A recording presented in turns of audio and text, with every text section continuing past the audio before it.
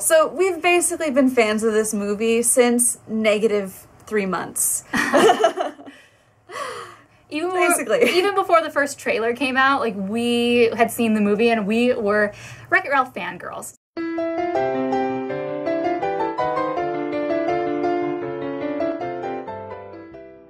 You're watching the Rotoscopers YouTube. I'm Morgan Stradling. And I'm Chelsea Robson. And today we are talking about the incredible Disney animated feature, Wreck-It Ralph.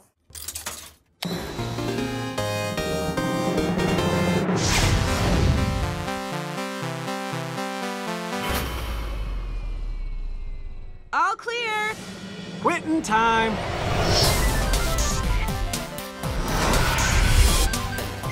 So Wreck-It Ralph came out November 2012, and we had the privilege to see it before any other public audience had seen it. We went to the Wreck-It Ralph test screening in May. Yeah, that was amazing. If you want, you can head down to rotoscopers.com/10 and you can listen to the whole review that we gave. It was so much fun. And in that episode, we talk about how at the test screening, we got to see John Lasseter, Rich Moore, the director. Yeah. It was awesome. What I love about this movie is that it's like Toy Story for video games. So you get to meet Ralph, who's this character in a 1985 video game called Fix-It Felix Jr. He's the bad guy, and he's been a bad guy for 30 years. Same day, same thing, in and out. And eventually, he's getting fed up with it. He gets no recognition for his job. And it's really sad. And so he decides, okay, I'm going to be a hero because all the heroes in the games get medals. So he wants to go, and he discovers a way to find a medal, and he heads out to Hero's Duty. Woohoo! Lots of duty in that one. Wow, lots of it. Watch where you step. So here he encounters Sergeant Calhoun, played by the amazing Jane Lynch, and she has a lot of great one-liners. Fantastic. And just great Jane Lynch performance. Yeah. You know, she's this hot video game girl, you know, lots of guns, and she has, like, the perfect proportions. Yeah, very typical, but very awesome. You know, and so through this, he ends up being crash-landed in a place called Sugar Rush, which is a Japanese go-kart game for the kiddos. So, very fun, and so he meets this girl named Vanellope von Schweetz, who is a reject, and we discover that she has some problems that make it so she can't really race anymore. It's okay. Yeah. We all have problems. So the whole point of the movie, it's kind of about the relationship between Ralph and Vanellope and how they overcome, you know, their own problems. Yeah. It's fun.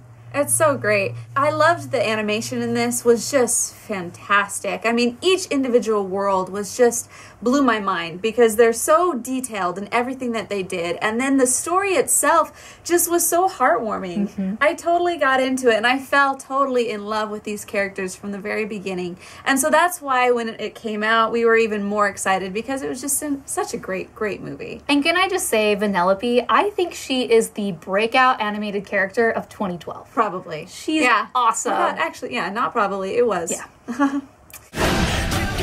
You ready for this? You're a winner.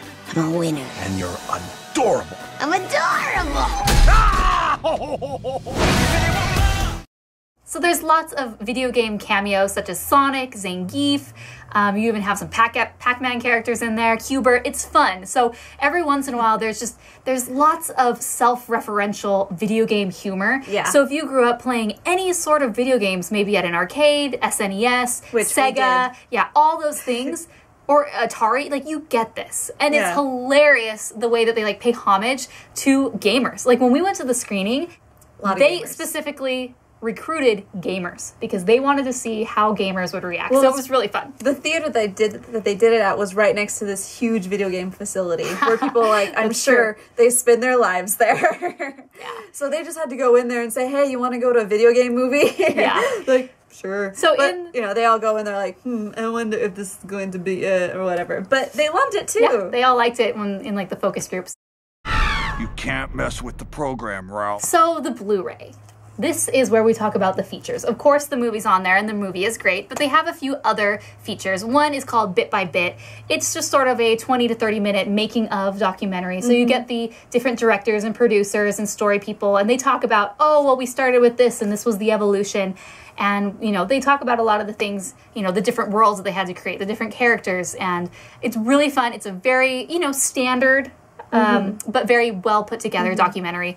They also had a director's commentary with Rich Moore and like 2 other guys. They also had deleted scenes, and they also had a segment of deleted and alternate scenes from the movie, and this was hosted by Rich Moore and two other guys, and it was kind of funny because you could watch it with the commentary or without the commentary. And if you watch it with the commentary, you know how like the director usually talks for about a minute before. So they had these like 8-bit versions of them like in front that's hilarious. in front of the Fix-It Felix like apartment building, and like Rich was standing like in front, and the 2 guys like when they introduced their names, they like popped out into the window. It was really funny. Like I love that like as much 8-bit as you can get, just push it because it's hilarious.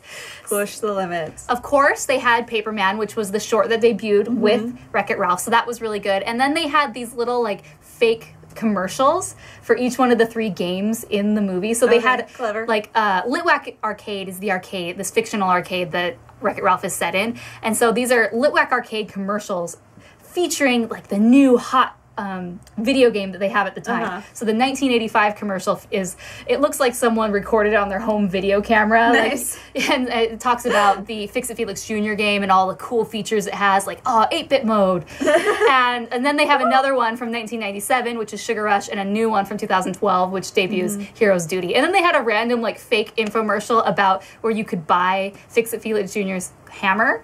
And it would, like, randomly, like, they show this, like, shack in the middle of nowhere, and it's like, I can fix it. And it turns into a giant mansion, so it's kind of funny. But other than that, they did have another thing. It was called Disney Intermission. It was kind of interesting where it kind of played different things on the screen when you push pause and stuff. So, like, little Easter eggs would pop up depending on when you paused it. So that was cool. But it was really missing, like, the holy grail of all bonus features, which is a director's commentary. What? Yes. Like, They've been like skipping out on these a lot. I know. Like, I don't know. I love anything behind the scenes, and I love to hear more about the development. And they gave us a little, like, tidbit in the bit by bit. But Rich Moore, I know he has lots to say on this. Yeah. So, like, how hard is it to, like, write in his contract, hey, you know, after the movie, you need to get in a room for 2 hours, watch the movie, and just talk about it. Yeah. It's not that hard. So I'm really disappointed they didn't have that.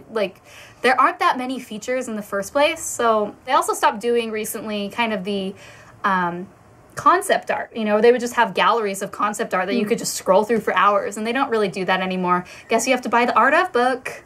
That might be how they're doing it. So all in all, we gave the movie 5 stars. We're a that little good. bit biased. No, we're not. It's that good. It's that good. It should have won the Oscar. It should have. Just saying. Yeah. And for the bonus features, I give it 3 stars. I know Disney could have done better, because when we went to Destination D, they had this really cool feature that they showed us. It was about 10 minutes long, about creating food, because food in general is really hard to photograph or to make appealing and enticing and real.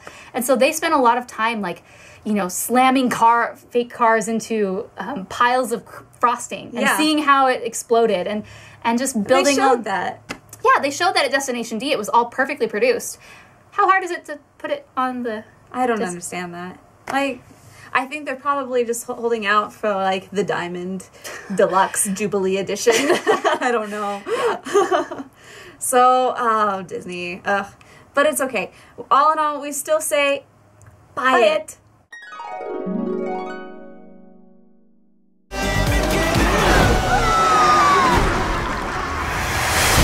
So how'd I do? Well, you almost blew up the whole mountain. Right. That's a good note. Top shelf. Top shelf! We love Wreck-It Ralph, and Wreck-It Ralph loves you. I don't know. Until next time, we are the Rotoscopers.